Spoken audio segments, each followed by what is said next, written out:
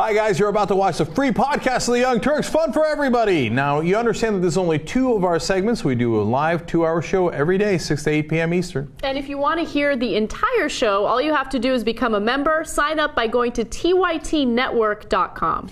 You can go under member options to become a member, and when you do that, it's totally convenient. You can either stream or download the show, audio or video. Plus, you get more of our network shows. There's no ads whatsoever, and you help support the show.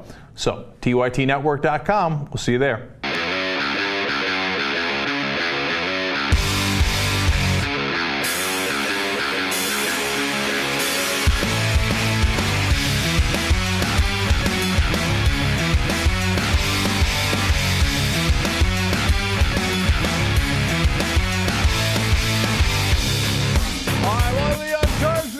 Show. It's going to be fun. It's going to be awesome. It's a power panel. Washington. All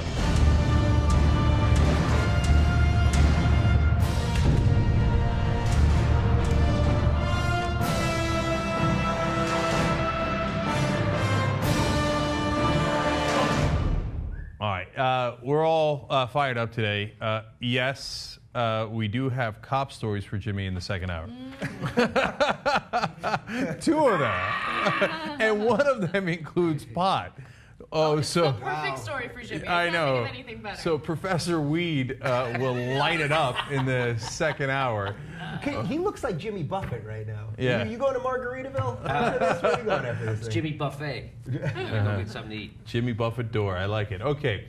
So, as you guys can tell, Anna Kasparian, everybody's very colorful today. Very red. Okay, Jimmy, very green. Blue turquoise. Blue turquoise. Okay, the young turquoise right here.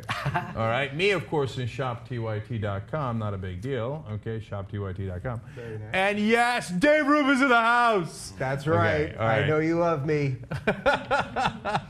All right. So now, the much vaunted Rubin versus Uger. Okay. They've wanted this for a long time. That's right. They can't even believe that we're sitting next to each other at the table right now. Well, you're going to get what you want. We're going to do trial by combat. Let's get started. No. Okay, look, Schnorks of the world. Obviously, we're friends. Okay, not only are we colleagues here, but we play basketball every Sunday. In fact, we had an excellent team. We had a great team this week. That won, what, 4 or 5 in a row? 8 or 9, I think. Only because I won. Only Well, because you'd have to find out how many games Steve-O lost. That would be the way of knowing really how it happened. So what we're gonna, yes, we do have Gaza. We're gonna start with that in a second. Obviously, we're gonna do what we always do on the Young Turks: have an honest conversation. And oftentimes people disagree on the program. God bless, and we'll try to do the best we can and try to get some answers. Okay. So with that, can I just throw in one Yes. thing quickly before we start? So obviously I've been tweeting a lot about this, and people keep tagging the two of us and saying Cenk must hate Dave and Dave must hate Cenk and they must fight it out and blah, blah, blah. And I know none of us agree on everything. That is the beauty of what we've done here from day one, which I say to you guys all the time, I never realized how at home I was going to feel here, that we were going to be. I've been in arguments with all of you and seen us all change opinions at the table. Can you guys so it's stop like, trying to cover it up? I mean, behind the scenes, you guys are throwing punches, They're trying to always- choke each other. I mean, you disagree on one political issue, of course you're going to hate each other. we've argued it out. And let me just say, Jake is a great cuddler, because that's the thing. You fight it out with him, and then it's nice to kind of. I was I'm actually talking thinking of about how charging- much she loves cuddling the yeah, other day. I'm thinking of charging $60 a cuddle, like that lady who's doing the cuddling business. That seems. Well, I only disagree with Cenk when I'm right, and that's the only thing I do. Yeah, so. that makes sense. Well, you know my famous position. My famous position is I'm always right, and if I'm ever wrong, I'll just change my position and I'll be right again. That's the beauty. Okay, all right, so let's get started on the news of the day, okay? So we had a 72-hour ceasefire in the Gaza Strip that lasted at most 2 hours, though most people believe it lasted only 1 hour. So let me break down the details for you guys. Associated Press has them.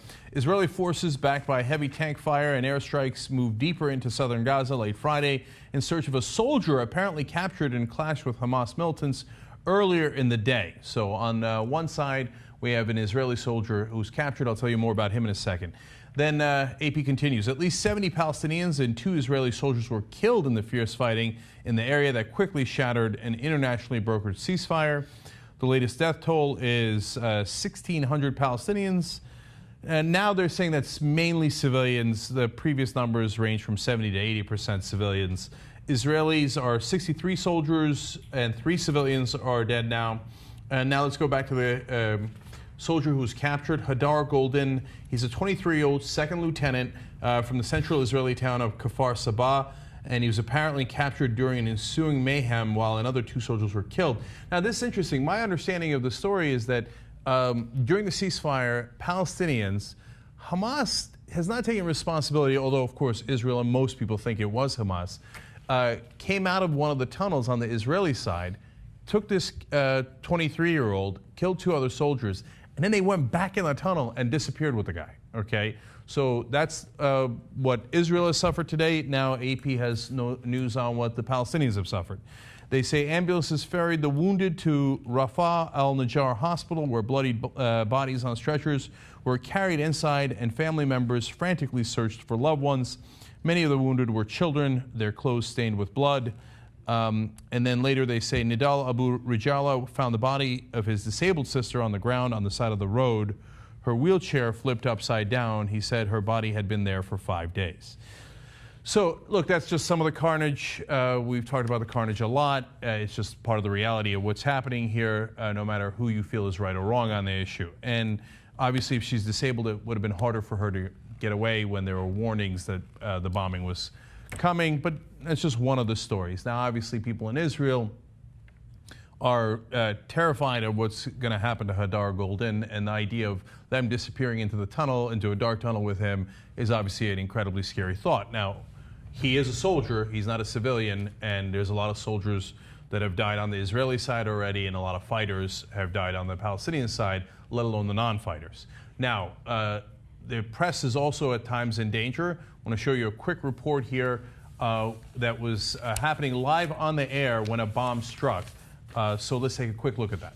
34% of Gaza, and a lot of it in and around this buffer zone, has been declared a no-go zone, which means that vegetables, fruits are not being cultivated, and so food insecurity is growing in the Palestinian enclave. 80% of Gaza.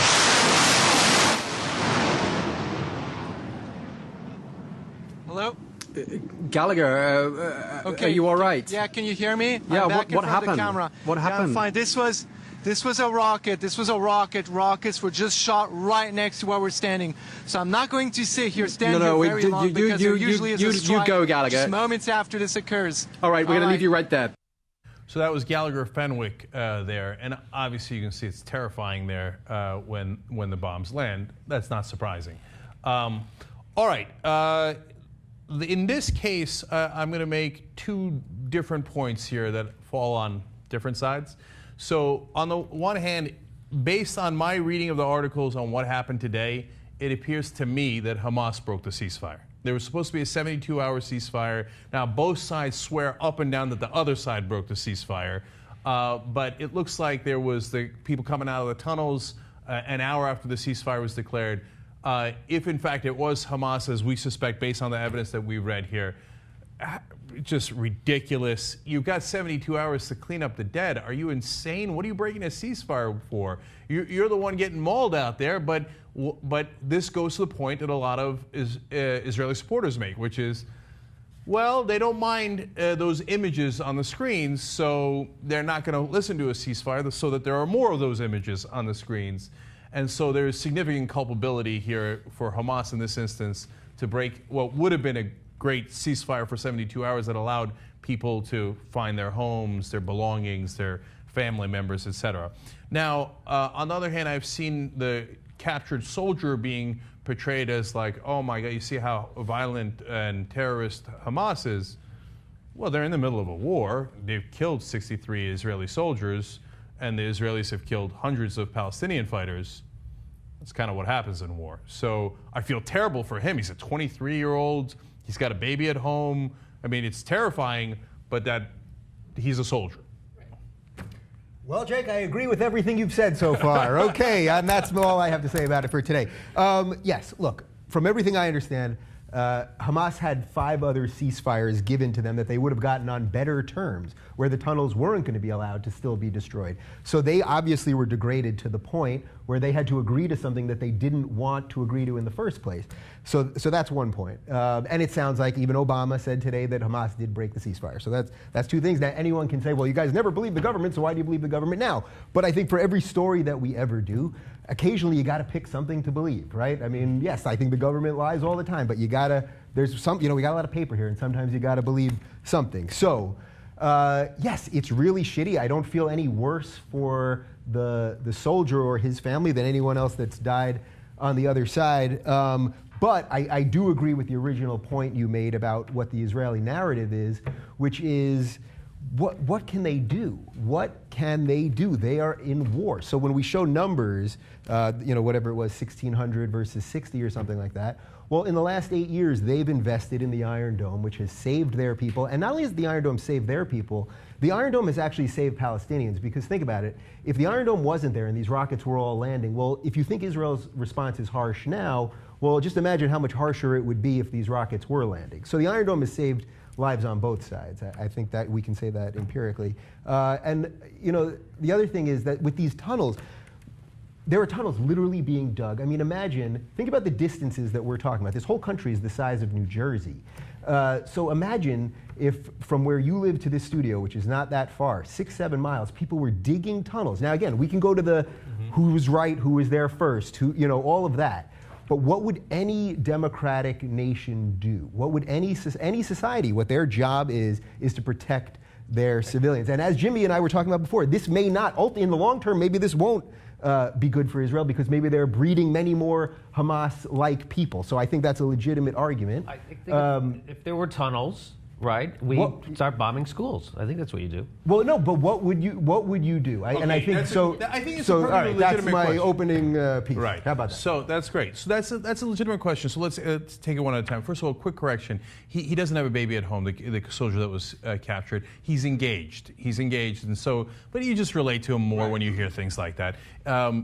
So now, what can you do? End the tunnels. Number one, of course, you could stop occupying, right? But that's not a starting point from here because right this second, you know what I mean? Right. What can you do right now? So, to say this is about occupation right now, they can't leave. Well, first off, they weren't there, and you could say the blockade. There were 2 years also that the blockade wasn't there, from 2005 to 2007. Their blockade. It's not exactly right. It was pretty much not there. It pretty much wasn't. I mean, the blockade really kicked in after Hamas was elected, and they killed about 200 Fatah members. We're throwing people off roofs of buildings. And yes, they were democratically elected. There's been no election since. I'm pretty sure they're out of their democratically elected term. Well, you see, so again, I don't want to get into. We don't have to argue about every. All right, no, I hear you, but super quick on the 2005 to 2007 thing.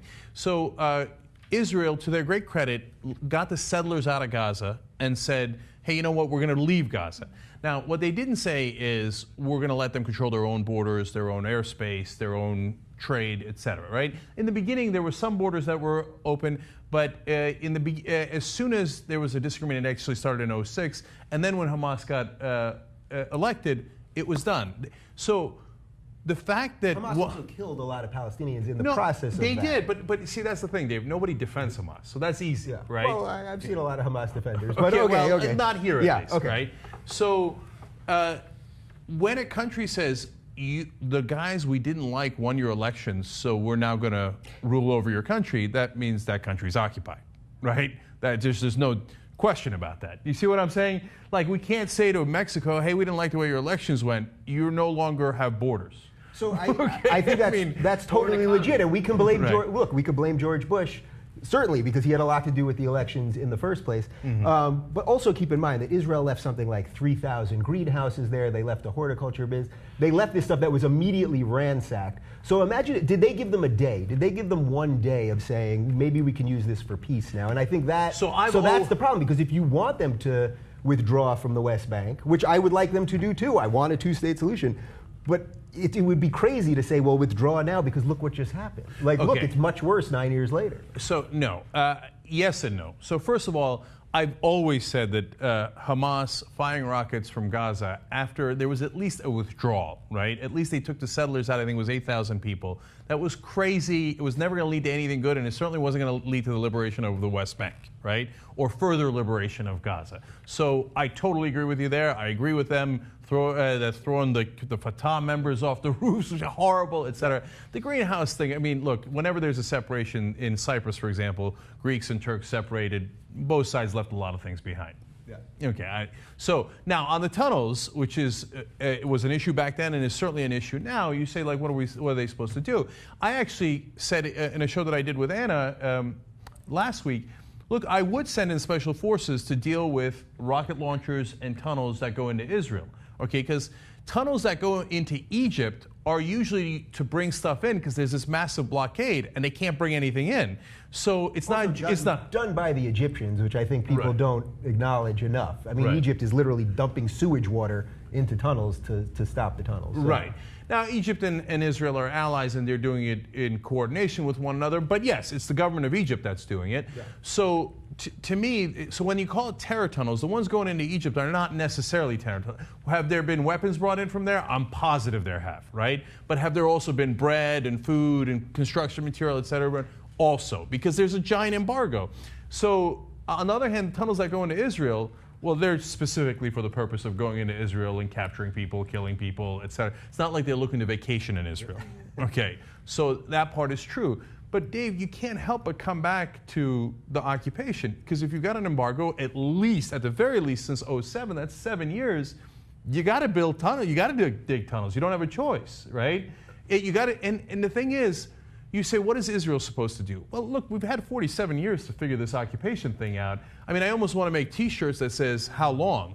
How long for the war on drugs here in America? How long for the Cuban embargo? How long for the occupation? How long can we go with policies that don't work? All right, well, so a couple things there. So first, the 47 years, I mean, it's not like everything was okay before 1967. Actually, the PLO was formed in 1964. So it's not as if everything was okay and that the whole Arab world was thrilled that Israel was there. By the way, before 1967, Jews couldn't go to the Western Wall in Jerusalem, which Jordan controlled. Right now, Israel controls Jerusalem, but Jordan controls the Temple Mount, where they don't even let Israelis go up there. So it's not that they've done nothing in the name of religious sensitivity and all that stuff. But so to go to the occupation thing, I just don't. So what could, if they pulled out right this second, let's say they did exactly what you're saying they should do. So pull out of the West Bank completely. Do you think that brings peace? I do. And so I don't think that it magically changes everybody's opinion overnight. I don't think that it magically makes 100% of Palestinians go the path of peace, right? And then my guess is there will still be some knuckleheads or even some groups that are firing rockets, and we'll all be incredibly frustrated, etc. But yes, the original sin is occupation. If you cure the root problem, eventually you are 1,000 times more likely to get to peace. Here's how I know. Let me just say one last thing about that, Dave. Sorry. Here's what I know how we're never going to have peace if the occupation continues. So you can't, unless Palestinians all say, like I just saw Planet of the Apes, right? Dawn of the Planet of the Apes. Like they all do this, and they say, that's it, we're beaten, and we know we're a conquered people. You just do whatever you like to us. Which they can't, of course they're not going to say that. So we're never going to have peace as long as there's an occupation. Right, so I agree with the heart of what you're saying. I agree with it as an academic exercise. I agree with what you're saying. The occupation should end. In reality, they left Gaza. And if you're going to give them any credit for taking all their people out and doing something that was not easy, you know what I mean? It's a disputed land, so they did exactly what you're saying. And if they were to do that in West Bank, I just think there's no reason to think it would end. Hamas would be like, see, we got them to leave. And by the way, it's in our charter, kill all the Jews, so we're going to keep doing that, right? I mean, that's pretty good. We'll keep doing that. And now the borders are that much closer. You know what I mean? They don't control the Jordan Valley. I just think I think it's easy to say, and I agree with your sentiment. I do agree with it. Let them, and I think that was the intention of the disengagement. But in a practical sense, I just don't see how it works, because they have an example of how it didn't work in Gaza. And look how much shit they got in. If you know what I mean, if the blockade was that strong, somehow they got 300,000 tons of cement in there to build all this stuff, all these rockets, all these weapons, syringes to kidnap people. there would probably be a lot more of that. So again, this is extremely, extremely complicated. All right, so I want to address the charter and some of the points you just made, but we've got to let other people in. So, I didn't know you guys were here. Hi, how are you? Well, I mean, the one point that I would make is, you know, regardless of whether or not you think the new settlements would stop the violence that's continuing on, what's happening now is only leading to more hostility toward the Israelis. So, I mean, I go back to the example of the United States using signature strikes, right? We do signature strikes or drone strikes. We kill innocent civilians in the process of doing so, and we say that, hey, we're out there looking for terrorists. But the more we do that, the more hostility, the more hostile people are toward the United States, because innocent people are dying as a result of that. Now, in this particular case, you have 1,600 people dead on the Palestinian side, the majority of which are civilians. And so if you want to lead to peace, you have to stop what you're doing at this very moment. And if you look at military capabilities, if you look at defense capabilities, you have a complete mismatch, right? The Palestinian side, or Hamas, I should be very specific, Hamas does not have the same military capabilities that the Israelis do. And they also don't have the same way of defending themselves. They don't have the Iron Dome, right? So to say that they're equal and, oh, Hamas is launching these rockets, and as a result, the Israelis are going to go after Hamas with full force, even knowing that they're going to kill all these civilians, is not the right solution to the problem. Except they're not going with full force. Nobody would argue that they're going full force. This thing would have been over in a day. Okay, so they're not going full force. Maybe that's not the right word. Has any other nation in the history of the world dropped text messages and leaflets and I know the firecrackers and all? I mean, has anyone done that? I know, but okay, Dave, but put it in your perspective. If someone told you, hey, you got a call in the middle of the night, and someone told you, hey, dude, we're about to bomb your home. You have a little while to get out. I mean, is that really going to help you out, though? I think that's perfectly legitimate, but if there was a guy that was, if we're arguing that they have rudimentary rockets that aren't doing anything, and there was a guy doing it right next to my house, then there's a problem. I mean, that's just reality. That's not, you know what I mean? That's just a reality. Yeah. If Hamas was bombing Israel, but giving warnings all along and killed 80% civilians, my guess is that Israel wouldn't say, well, they're trying to hit military targets, and they just happen to hit civilians. They say, no, they're damn terrorists, that's why they hit 80% civilians. But they're trying, I mean, what do you mean? They're trying to No, I'm saying if the roles were reversed. If Hamas killed 80% civilians and killed hundreds of Israelis. But that's what they're trying to do. They're trying to do. Israel built the Iron Dome and built bomb shelters. No, I know. What I'm saying is, if the roles are reversed and Hamas is doing exactly what Israel did, they're saying, hey, by the way, Israelis, we're going to bomb you, and look at we have incredible firepower, and we bombed you, right? And we killed 80% of civilians. But that's okay, because we didn't intend to kill civilians. I don't think Israel's response would be, oh, you're right, that was a good effort. You know, I know you were trying to mainly hit our rockets, and you killed 80%. No, they would say bloody terrorists, right? Well, it's a sucky situation. Right. It sucks for the civilians. I have great sympathy for the civilians. If you look at every single one of my tweets, I have not said one bad thing about the Palestinian people. They have the same right to self-determination as I think the Jewish people have, as the Turkish people have, and the Irish people have, and everybody, and the Armenian people, and everybody else. How is that for peace? I'm going to get to Turks in a second. Jimmy's raring to go. So I just think that whenever you have a battle plan that includes bombing schools where you know children are, bombing UN safe houses where people who are already displaced because of the shelling are there, and you say you're going to bomb them, they ask you, can you please give us a few minutes to get these innocent people out? You say no, you bomb them anyway. That's murder. That's not a war.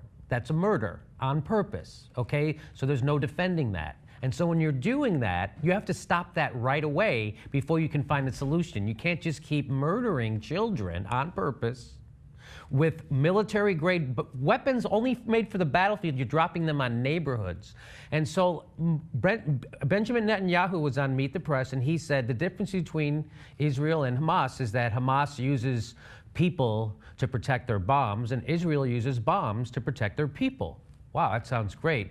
So what he's really saying is if you use human shields, fuck your human shields, we're going to kill them. So if he was a cop and somebody was coming out of a bank with a knife to a woman's neck telling the cop, stay back, Benjamin Netanyahu would say, fuck that, kill that woman. You can't use a human shield, shoot her right away. So that's their theory of war right now, which is a horrible theory, which is why they're losing. You lost Joe Scarborough, for fuck's sake. For Christ, it's all, you cannot defend bombing schools with a blue UN flag on it, especially after the UN begs you not to, or if you're gonna bomb them, let them out. So I just want to make that, and one more thing I'll say, Nicole Wallace was trying to push back against Joe Scarborough, who has turned and flipped. And she said, I think Israel, because he said and you can't have this indiscriminate killing.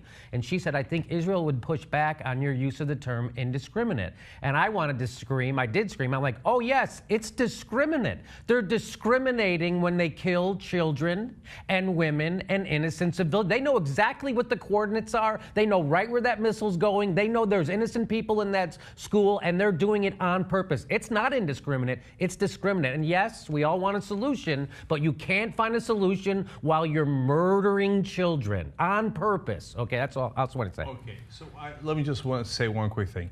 Understand that the U.S. does something similar with drone strikes. When we do a drone strike based on signatures, that's the cell phone in what we think is the right cell phone in the right area, but we don't actually know who we're killing, and oftentimes we'll bomb weddings, and women, children, etc. will die. You know what we do about that? We get really, really angry on this show, right? And we criticize our own government, as in this case, Jimmy is criticizing Israel. So Israel's not the only one who does it, but we get mad every time any country does it. Right. The only caveat to that would be that, and this goes to what Anna was saying, is that they're fighting people that are on their border, that are shooting at them. So it's a little different when none of us know why we're in Afghanistan. Do you know why? I have no idea why. What are we doing? Right. What are we doing in Pakistan? Killing people across the world that are not shooting at us. So there is a fundamental difference when people are shooting at you and have used suicide bombers and are trying to tunnel under you and all that. There is a tactical difference than what we're doing, which is going across the world. So, you know what I mean? To do things, none of us can explain Afghanistan war, our longest war ever in 10 years. Can I just jump in before I forget my point? I agree with you on that, right? I understand that if you feel like someone poses a threat, you want to fight back. But at the same time, you have to really think about what the end goal is. So if you genuinely want peace, you genuinely want a two-state solution, you don't go at it by doing the tactic that's going to lead to civilian deaths. And what they're doing right now is only leading to more hostility. That's the point that I'm making. If you genuinely care, you have to change your strategy. And for some reason, right now at this very moment, the strategy is not changing. If anything, the Israeli government with Benjamin Netanyahu continue to justify their actions, and they continue to make statements like, oh, we don't want to do it, they're making us do it. And when you say stuff like that— Hamas rejected 5 ceasefires. Now, I get it wasn't their terms, but you know what? If everyone's claiming it's genocide, which actually there's about 5 times as many Gazans now as there were in 1967, so genocide, generally your numbers go the other way. It's an extreme war. There's no need for that. So yeah. So, but if they do want— Hamas wants dead Palestinians. It is completely obvious. And it's sad, and they're holding them hostage. If the Palestinian Authority— to Anna's point, why is Netanyahu so weak that he's being controlled by Hamas? Well, what can he do? Listen, I don't work for the Israeli government, so I'm not here to defend everything they do. The images are awful. And yes, as we get into a time now where you can see these images constantly, it makes it all seem worse. But it's also it's unequal because you can also be living in terror, and I don't think you can blame the Israelis for not having enough of them dead. For defending, you know what I mean? But there is. When people show the numbers, I'm not saying this is what you're doing, but there's this constant thing where everyone shows the numbers, and they go, well, see, so the Israelis must be wrong because, look, there's only 60 of them dead. But Dave, I think what they're saying there is, first of all, of course, God bless the Israelis for being able to protect their people effectively, right? But at the same time, what we're saying is not to not protect your people, but don't kill 80% civilians. Because to Anna's point, that doesn't really help your cause. It turns the world against you, right? And then on top of that, it's not really— I mean, what people are worried about is what Jimmy said, that it is discriminate, that they're doing it on purpose, that they're not such an incompetent army that they're accidentally killing 80% of civilians. They're embedded with civilians. It's sad. That they're doing it on purpose to terrorize the Palestinians into submission. Okay, and knowing Netanyahu and how he's done, and not every Israeli government has done that. There's a lot of Israeli governments that have offered some degree of peace and negotiations, but this right-wing government has chosen that path, it appears. All right, I still have things that I wanted to address based on what you said, real quick. And so, look, what would I do if I was Israel? One, I would go to the 1967 borders. I know they think that's unthinkable, but you know what? At this point, it is. It is. Hold on. No, I know. No, I would do it today. Let me explain. Right this second. Right this second. Because right now, they're not stopping because of pride. right? They say, oh yeah, we started this, and then we're going to get every single tunnel, and we were right, and we're going to obliterate Hamas, etc. And because Netanyahu has an 85% popularity rating, he's not going to stop that, okay? But what I would do is say, look, we already know the deal. By the way, if anybody cares, it's already been negotiated that the West Bank, Israel's going to get some percentage of it. I forget exactly what percentage. At one point it was 4%. I think it's higher now. They're going to get to keep some of the settlements. In return, they're going to give a strip of land that connects Gaza Strip to the West Bank. Okay, Palestinians don't get a right of return. And then once you've got those borders, I would build the world's highest wall, which they already have. They just built it in the wrong place. Okay, and you know what that wall did? It worked. So I would go to the Turkish solution, which, by the way, a lot of people, it's controversial and a lot of people don't agree with. The Turkish solution in Cyprus was, okay, the Greeks at the time, and this is, understand that it's the Turkish perspective, okay? But Greeks at the time, in a mixed island with Greeks and Turks, Greeks were running the island and they started killing Turks. So the Turkish government said, we're not going to handle, we can't accept that. They invade Cyprus. The world is angry at them for invading Cyprus, but the world was angry originally at the government for killing Turks, so both sides are at fault, right? They invade, they take the whole island incredibly quickly, and then they go, well, we're 40% of the population, you're 60% of the population. You take 60% of the land, we're going to take 40% of the land. Everybody that's on that side, that's Turkish, you're going to, sorry, you lost your homes. You're going to have to come to this side. Everybody that's Greek on this side, sorry, you lost your homes. You're going to hate me forever, but you're going to that side. And then we're going to build a giant goddamn wall. And they did, and everybody's criticized them since. The number of deaths since that wall was built is 0. Okay? They separated the two sides, built a giant wall, and the Greeks know if you cross that wall, it's not going to wind up well for you, right? So if the Israelis said, here are the borders we've agreed to, basically the 67 borders, I've got the moral high ground, I've built a giant wall, my guess is you're not going to want to cross it, right?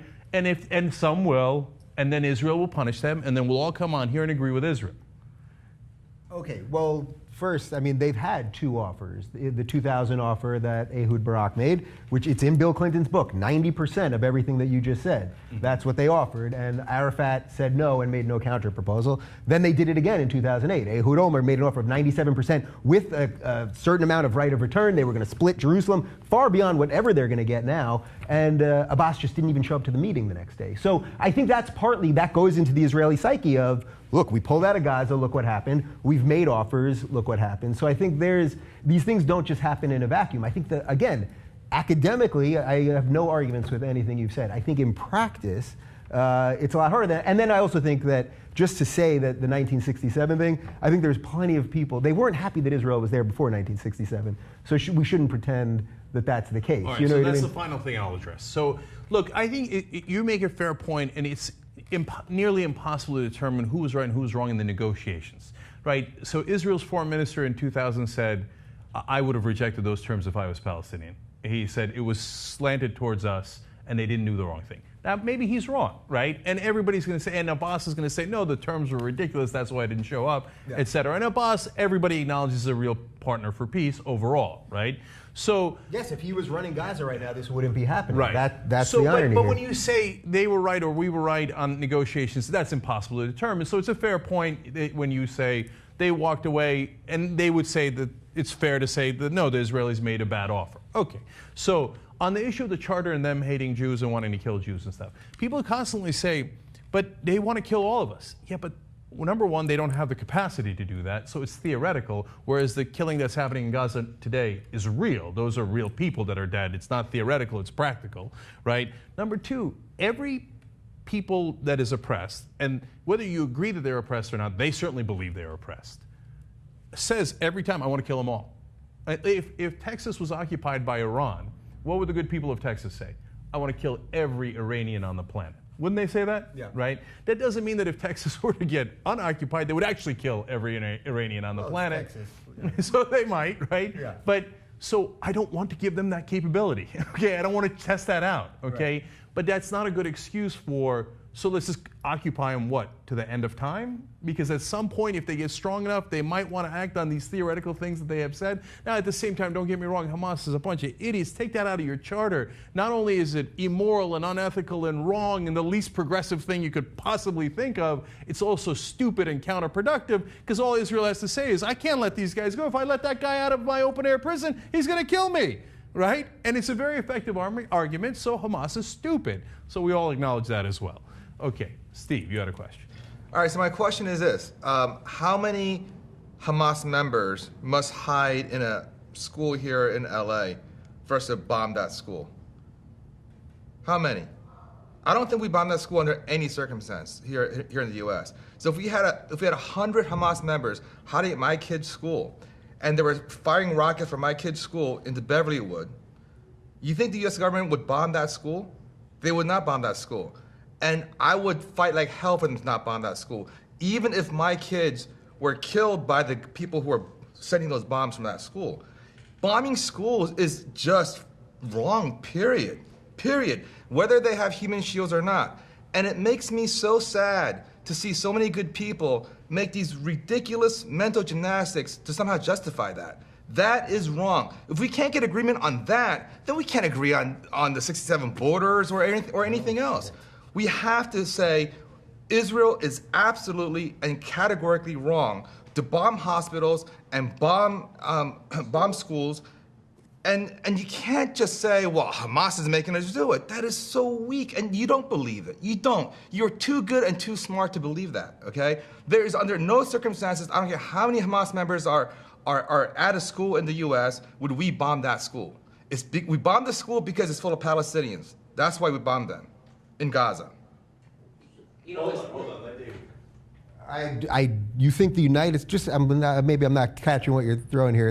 You don't think the United States, if there was a group of Al-Qaeda terrorists that were shooting rockets towards your house, 10 miles away, 15 miles away, you wouldn't want them to bomb that place as they were shooting rockets at your house possibly digging tunnels under your daughter's...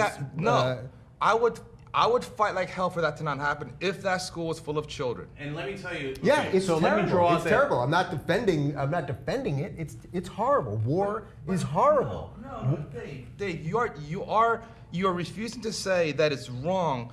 That Israel is taking an action that is categorically wrong in bombing those schools. That is wrong. It's a war crime. You can't. That's murder. That's not war. Well, that's not war, Dave. You keep saying war is horrible. That's not war. That's murder on purpose. Those people don't have defense. The UN guy called the Israeli army, begged them to let the people leave that building who were seeking shelter. They said no. They killed them. That's murder, Dave. That's not war. That's not, and I understand that Hamas is probably wrong, right? But still, I'm not saying that Hamas is right or Israel's right or how to solve this conflict. I'm saying that tactic is a war crime. It's murder. It doesn't solve problems. It makes things worse, and you shouldn't defend it because you kind of are. Okay. I don't know that I'm defending it as much as I think it's easy for all of us to sit here and tell a country under attack what to do. Yes, it's very easy for me to tell people not to kill children in a school with a blue UN flag over it. Let me say it's really easy. It doesn't take any thought. You might have a more difficult time. And if you have to think about that, I say, what's wrong with you? Jimmy, come on. You might have a more difficult time discussing that if it was your family that was being attacked. Okay. So, that's the difference. All right. So let me end on this. Guys, we got. No, that's not right, Dave. Okay? If my family were murdered by Hamas, and they wanted to murder me too, but they're holed up in a school, I wouldn't want to bomb that school. I would just not want to bomb that school. And I don't believe you would either. Nice intellectual exercise about what we would do in a theoretical situation. I would not bomb a school with several hundred kids who didn't kill my kids. All right, that's so not them. I understand everybody. Let me end on a couple of notes here. One, let's understand that the schools are not being used as schools right now. They're used for refugees who are innocent, okay? They're not all kids. They're families in there. I don't think it makes it any better, but just I want to be clear on that. And they found rockets in the schools, and the UN has admitted there's video of it. No. They found rockets in empty UN buildings. They have never found a rocket in ones that were actually bombed. I thought there were no empty buildings because they need all the buildings. No. I mean, I read that. Maybe the organization, the news organization that reported that could be wrong, but my reading of that from several sources was the UN turned in rockets that they found in empty buildings of theirs. They said, we didn't do this. And by the way, they turned it into Hamas. They say they don't know who to turn it into, right? So I understand your point. But the ones that got bombed did not have missiles in them, okay? So there's never been any report of that. So, but look, let's keep it real because it is real. It's not theoretical. if there were, in Steve's scenario, if they were firing Hamas, Al Qaeda, whoever was firing from Mexico, and they were firing it from a Mexican school, America would bomb that school, okay, as long as there was Mexican kids in it. If there were American kids in that school, America would not bomb that school. You know it, everybody knows it, okay? Now, it doesn't make what America does right? No, it would be just as reprehensible, and I would agree with Jimmy and Steve and everybody who's mad at it. Like, don't kill those Mexican kids, even if those rockets are coming towards my family, okay? I can't have you killing those Mexican kids, right? Now, in this situation, you know, I know, everybody knows that if inside that UN-protected school, which is for refugees, okay, you had Israelis, you know that Israel would not bomb it. Yes, war sucks. Right. So they're saying we are willing to bomb that refugee building because there's Palestinians in there and not Israelis, and we don't care as much about them. Well, in war, nobody cares as much about the other side as they care about their side. Okay. And so that's... yeah, I think a lot of people would think that's a fair point. And a lot of progressives, I'm getting the sense, and I agree with, is that we think we should do better than that, whether we're the U.S., whether we're Israel, I think that we should care about civilians. Of course, in the middle of war. There's rules to war. No, but there aren't rules to war. There aren't really rules to war. We can all intellectualize the rules to war, but there aren't really rules to war. Hamas, everything they do is against all the rules of war by shooting from civilian areas at civilian areas. So they're doing a double war crime. But I don't believe in, there's no rules to war. That's just that's not real. Again, it's an intellectual exercise. And terrorists. I would like to be better than that. Look, guys, last thing. Okay, yeah, there are only rules to war when one side is much stronger than the other. So I agree with both sides here. So let me explain what I mean by that. When it's an actual existential threat, we've seen what the U.S. has done. We dropped 2 nuclear bombs on civilian populations in Japan. We firebombed Tokyo. We firebombed Dresden. We killed civilians in mass because war is war and we had to win and they had to lose, right? The problem is when there is an imbalance of power and the U.S. goes into Iraq and it's not an open question as to who's going to win, we're going to win, so we should try to minimize civilian damage because it's not existential for us, and we know it. And we know we don't have to kill those civilians. That's a choice we're making. And the same goes for Israel, because Israel is infinitely stronger than the Palestinians. So I'm with you on the first part of that, but it is existential for them. I think this is the part... See, that I totally disagree. They have Hezbollah has 40,000 rockets facing them. They've got a civil war in Syria. Do you think Israel could possibly lose? You don't think I think anything is possible. The history of the Jewish people is a pretty painful history of a lot of people being killed. But you know so that I think that's burned. Would press that button so quick. Press what button? The nuclear button. And nuke who? Nuke Lebanon right next door to them? Iran, whoever he's got to nuke. I mean, I think, first off, I think that's an insane argument because you don't nuke the people next door to you. This is, you know what I mean? Like, I just think that's not really. But I think when you have enemies on all sides of you with weapons all pointed at you, that it is an existential. See, but that's the thing. And I don't blame you, Dave, because everybody gets into, like, it's hard to escape your identity. So the same with me. Look at how I skewed the Turkish-Cyprus thing like the Turks were all the heroes, but I'm sure the Greeks would disagree, etc., right? Well, I mean, you ask my dad, good Turks, rational, progressive, etc. Now, in your case, there's a very good reason why you think it's existential, because throughout history, it has been existential for Jews. They have been wiped out en masse. They almost got wiped off the planet. So it's understandable that you would be nervous about that, right? So very understandable. But it is not the current state of affairs. Israel is infinitely stronger than its neighbors. It has the backing of the United States, which is the greatest military ever built. It is inconceivable that Israel would actually be in danger without us rolling in every piece of equipment. We had to obliterate the entire neighborhood. So think about what you just said and then acknowledge the fact that for the last month, they've had about 5 million people almost every night going into bomb shelters. Every night. So they're infinitely more powerful. And then at the same point, they can't use the infinite power because everyone says that's immoral. And they've had to have their people be in bomb shelters the entire time. So it doesn't quite shake out in that regard. They're not, yes, they're infinitely more powerful because, yes, if there was another war where 7 Arab armies attacked them, like in 1948, yes, I guess they could drop a nuke on, they couldn't do it on Lebanon because it's too close. You know what I mean? Yeah, so I guess some of that makes sense. But a lot of this is just intellectual, not in reality. It is an existential threat. When you're surrounded by all countries that want to kill you, and a lot of them have a lot of weapons, and as ISIS is marching through Iraq, at the same exact time. I mean, these are real things that are going on. So I think taken as a whole, yes, Hamas isn't an existential threat, but as the whole argument, this is a lot of people that don't like them, and it kind of sucks.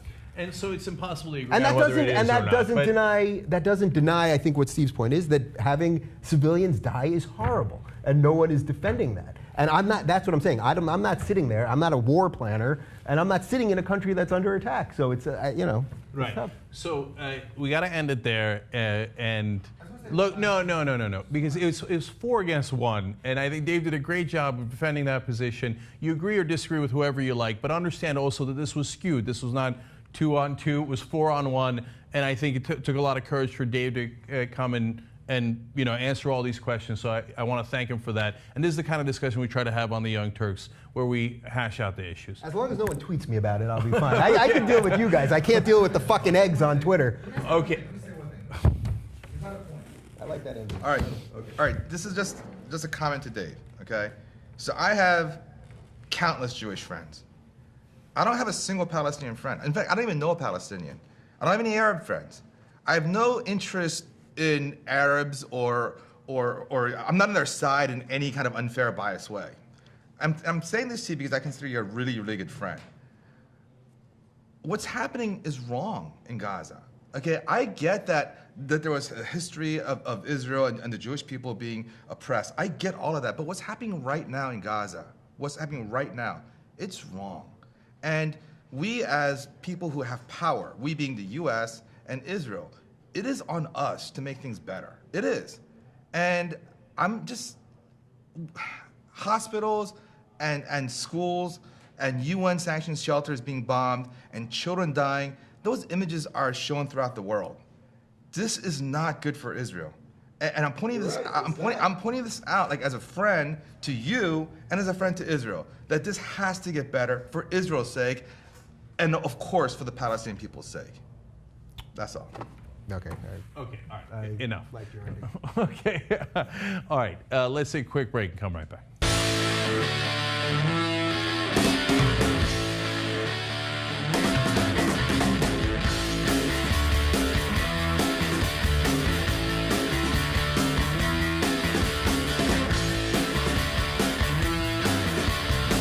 All right, back on the Young Turks. Again, too many tweets from hashtag TYT Live. Let me do the best I can here.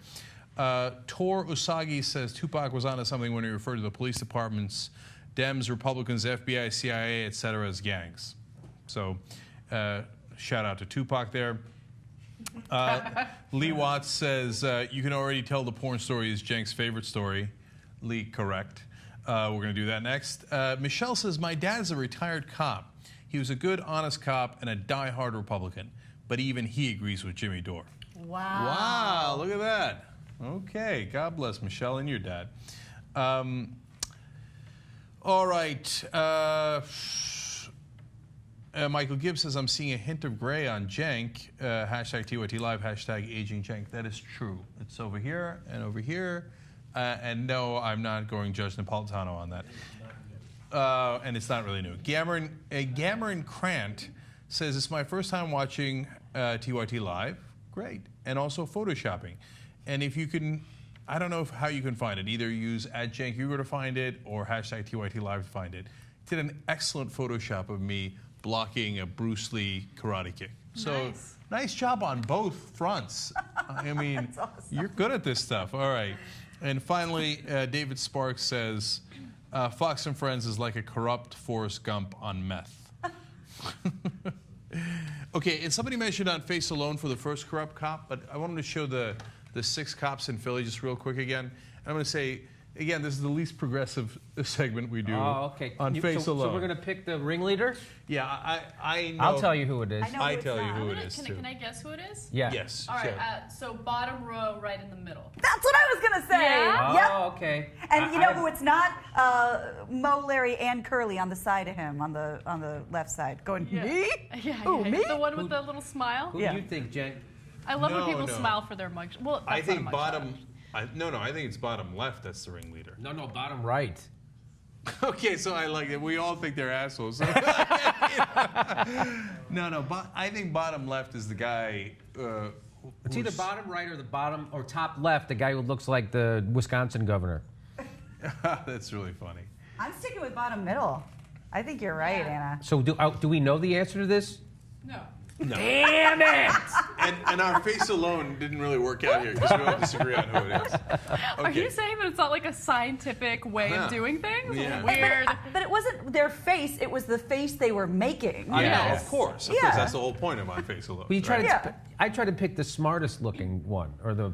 That's what I did. The guy who looked like he was scheming. I think Anna and I both picked the one whose subtext was "fuck you." Yeah, yes, definitely. Yeah. The other guys look too dumb to Yeah. be able to do anything. The other guy, the guy in the bottom right, looks a little like he's got a little twinkle in his eye. He's got a little idea. The Pat He's like, Oswalt looking one. He goes, I'm thinking of a way to get even more money from drug dealers. That's his little idea in his head. No, and we're being racialist too because first of all, none of us picked the black guy, but the two guys that you guys picked, the one upper left and middle bottom, look the most Italian.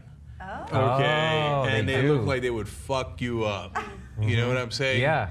It's they're from South Philly and they're gonna come here and do some serious damage. Okay. I think subconsciously Anna and I might have been going on neck size. Yeah, Neck size circumference. is a good indicator of whether or Yeah. not someone's that going was to be a ringleader. that was Yeah, a they're- solid 18-incher at the bottom. Yeah, That's they're all a big definitely neck. really tight in shape. They go right from stealing drug money to the gym. Well, this is actually, ironically, this is also a CrossFit group. They do Pilates together. Yeah. So two things, but first, keeping it real on this. I'm not sure if you guys, I wasn't hearing completely. Nobody's saying top right because we're too busy being big libs and don't want to say the black guy is the worst one. So I did say that at the end, but don't think the so. other reason is that you think those other five guys are going to let a black guy lead the group? Yeah, that's why I didn't say the black. JR, put your thinking cap on. Okay, all right, but go ahead. And oh, I'm sorry. Go and number two, Bruce Lee and Cenk Uygur we found. Oh, there it is. Oh! Nice. So that was his first Sweet attempt at block. Photoshop. I like that. I think that's really cool. Wow, that is nice. When did you make that move and how did he get it? Yeah. Chuck is like the most expressive person in the Wow. media. Like, Although maybe that should be Chuck Norris that I'm blocking. Here, somebody make one of those of me. Can we all do one? Okay. There you go. I don't know how to block that. Let's keep it real. She clearly can't do that on face alone. I can tell. All right, we move forward. All right. A porn production company in Canada is having a really difficult time finding male porn stars. They feel that they're not experienced enough, they don't know what they're doing, they might ejaculate a little too early during the porn scenes. So they have actually created something known as a porn academy or a porn acting academy for these men. It's a $140 one-day school to teach men how they're supposed to properly bump and grind on camera. Now, this is known as Pegasus Productions, and here's what they do. They have received 50 applicants for their very first class. They accepted 10, and then they choose 4 people to go on to phase 2. Now, phase 2 is a little creepy because they don't actually go off and film a porn. They just have sex with a woman off camera. I guess it's not creepy at all for dudes now that I think about it. They probably love it. No, it's not only not creepy for dudes, that's why they signed up for the academy in the first place. Exactly. So they're supposed to have sex with someone who's a porn actress Yes. at the end, and it's not even taped.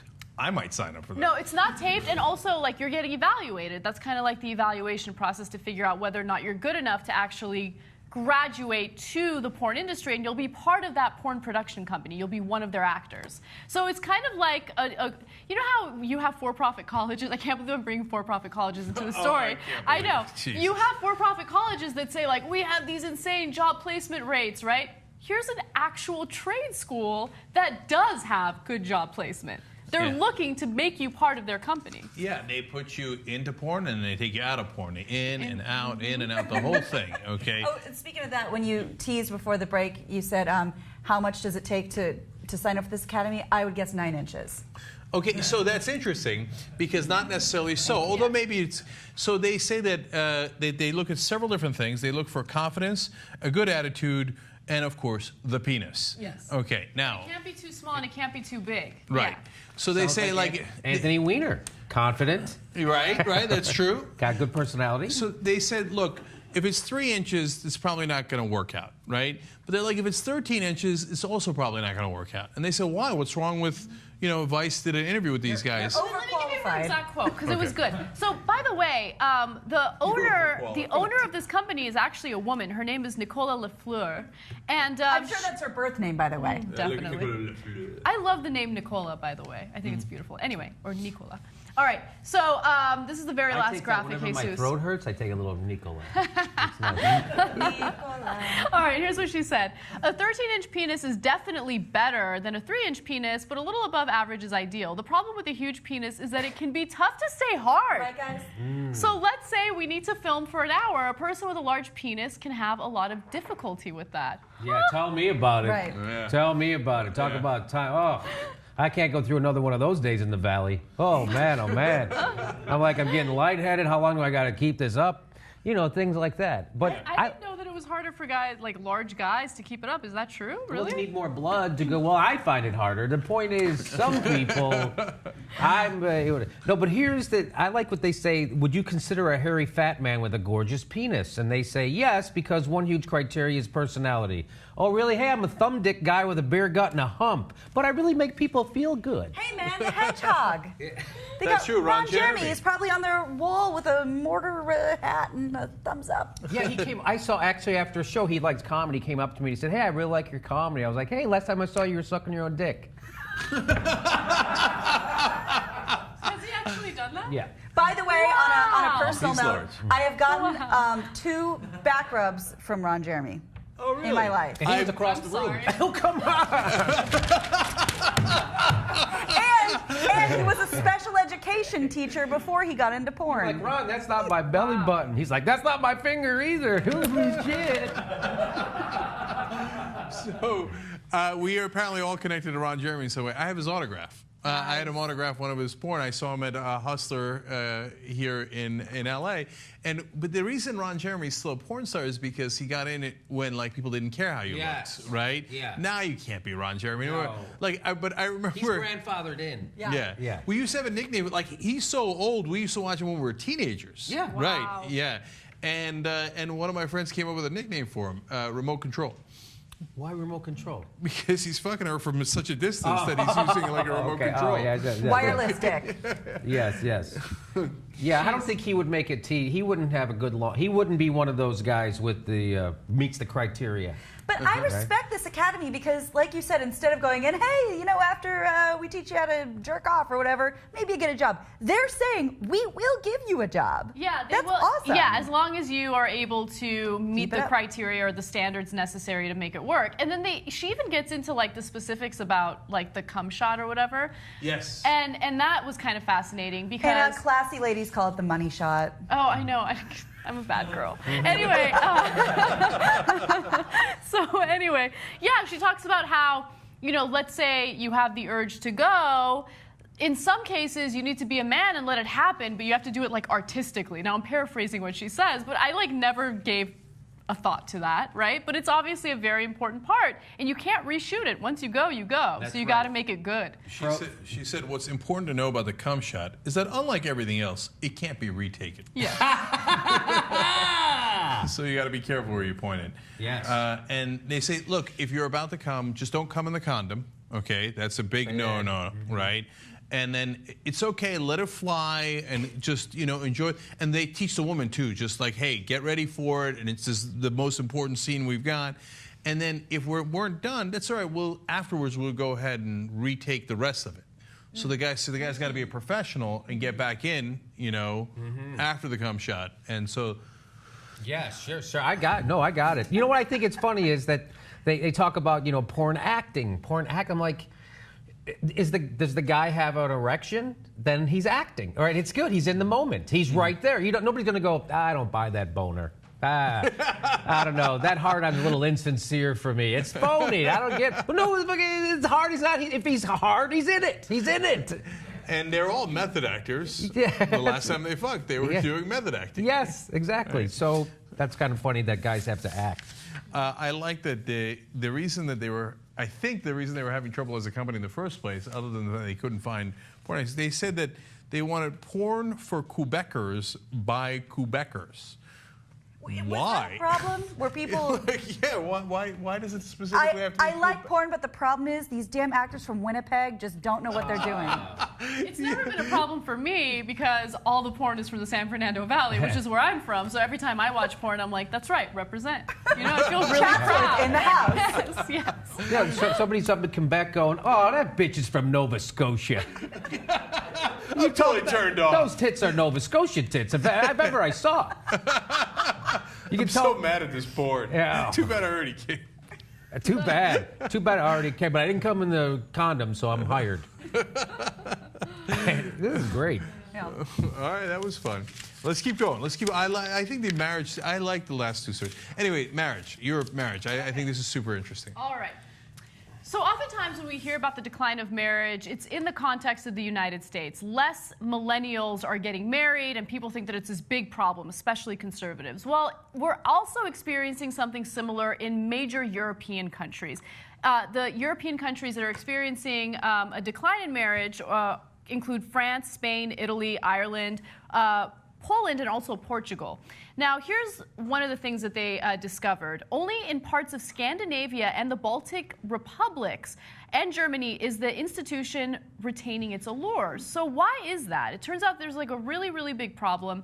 You look at Italy, and the numbers have decreased significantly. In Italy, there were fewer than 200,000 marriages last year, the lowest number since the First World War. Numbers have fallen by 24% in the past decade and halved since 1965. Wow. So that's a really big change. And part of the reason why, of course, is because more people are cohabitating, and they're not getting married because having a wedding is super expensive, and the economy sucks. So these young people can't get jobs, they're not making enough money, they can't pay for the party, so they're like, screw it, let's just live together. And especially when people say, well, I don't want to get married until we've established some kind of a life, you know? And to your point, they don't have a job. They don't have a job that they feel like is going to be a long-term career. So it's like you don't really feel like you're getting off the ground yet, so what are you bringing to the marriage? You know, half of people between the ages of 18 and 30 still live at home with their parents. That's in Europe.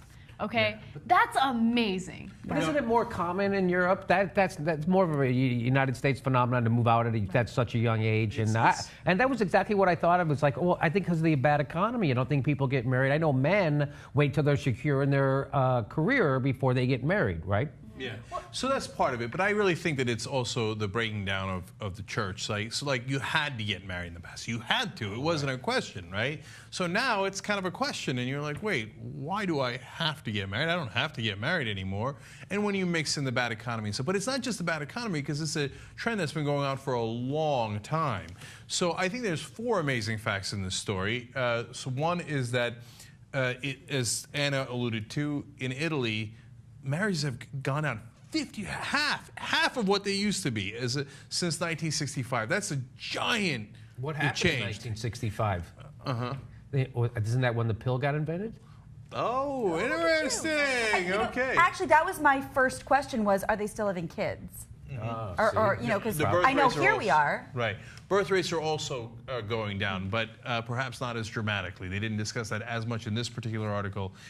So second amazing fact is half the people in Europe between the age of 18 and 30 live with their parents. Now, the two that are most amazing, though, did you know that more than 60% of the young in Greece are unemployed?